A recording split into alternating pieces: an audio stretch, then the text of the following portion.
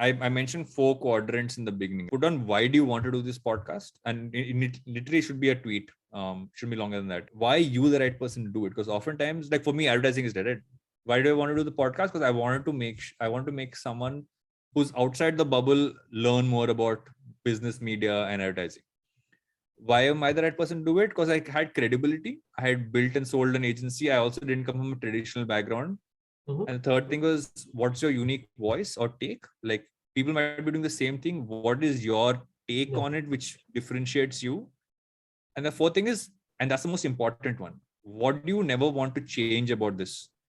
And what are you open to changing? These give you structure, because advertising is, it will always be about business, but it doesn't necessarily have to be about advertising. Right. But it'll never be about, I won't suddenly go deep dive personal finance, or I won't go deep into saying, okay, let me go into pop culture.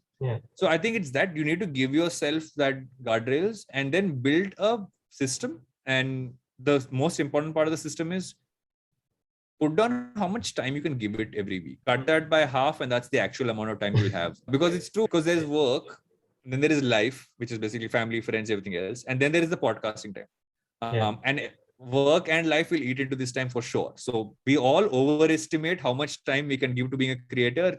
We all think of, I can do this. I can record a really complicated podcast, edit it, do sound design, distribute it, all that stuff. No, you won't have the time. So start off with something that's an easy thing for you to do.